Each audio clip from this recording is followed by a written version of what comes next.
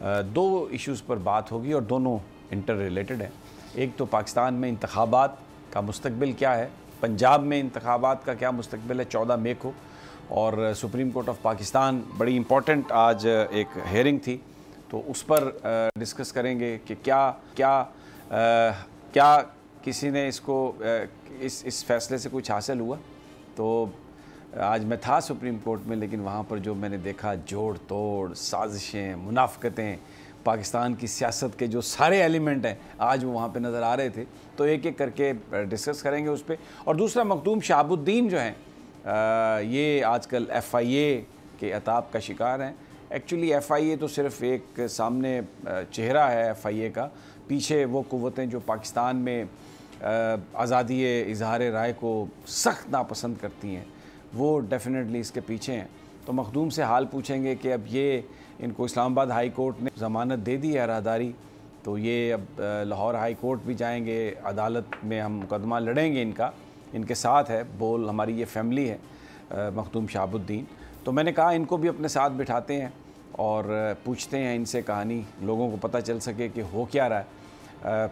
ईद का चाँद अभी तक तो नज़र नहीं आया, हर जगह दूरबीनें खुर्दबीनें लगी हुई हैं और यकीनन अच्छे खाने भी पके हुए होंगे।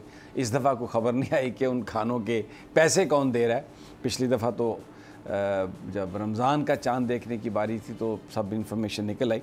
मैं राजा आमिर अब्बास की तरफ जाऊँगा जो आज की समाअत का फ़ैसला है वो उनसे हम जानने की कोशिश करेंगे, कमेंट उस पर लेंगे। लेकिन एक मैं बात करना चाहता हूँ, आज मैं बिलावल भुट्टो साहब को सुन रहा था जिसमें वो ये कहते हैं कि ये 1 यूनिट बनाने की कोशिश की जा रही है, 1 यूनिट नहीं बनने देंगे। लेकिन मैं सोच रहा था कि 1 यूनिट तो वो खुद बना रहे हैं कि जी सूबे में अकेले में पंजाब में इंतखाब नहीं होंगे, पूरे पाकिस्तान में होना चाहिए। तो 1 यूनिट वो बना रहे हैं या कोई और बना रहा है 1 यूनिट? मुझे नहीं समझ आती कि वो किस दुनिया में रहते हैं, कौन सी मखलूक हैं, कौन से स्यारे में रहते हैं, किस तरह के वो बयान देते हैं। और फिर ये कहना मौलाना फजलुर रहमान का कि मज़ाकरात बंदूक की नोक पर या हथौड़े पर नहीं होते, दबाव में नहीं होंगे। लेकिन आपको ये समझने की ज़रूरत है कि आइनी दबाव मौजूद है।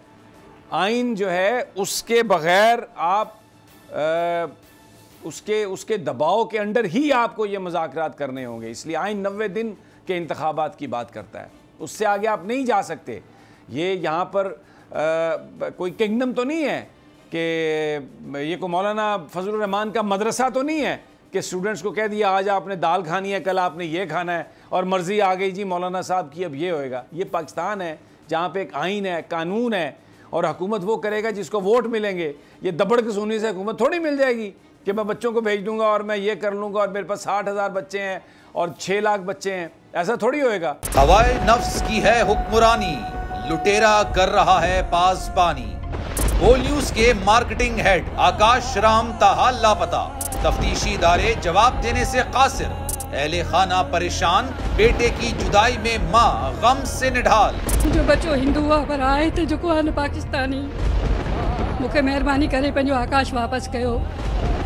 हुकूमत से बेकसूर और मुहिब्बे वतन बेटे की बाजियाबी के लिए फरियाद। आकाश राम के अगवा के खिलाफ अहले खाना की जानिब से सुप्रीम कोर्ट में दरख्वास्त दायर। सुप्रीम कोर्ट के चीफ जस्टिस उमर अता बंदियाल से आकाश राम के अहले खाना की जल्द समाअत की इस्तदा। मुश्किल की इस घड़ी में आलमी मीडिया ने भी उठाई आवाज। CNN, आज तक, इंडिया टुडे, टाइम्स नाउ समेत आलमी मीडिया ने आकाश राम के अगवा के खिलाफ दिया बोल का साथ। उफ क्या जुल्म है, बोल इंसाफ का मुंतजिर। सब्सक्राइब करें और बेल दबाएं ताकि कोई खबर रह न जाए।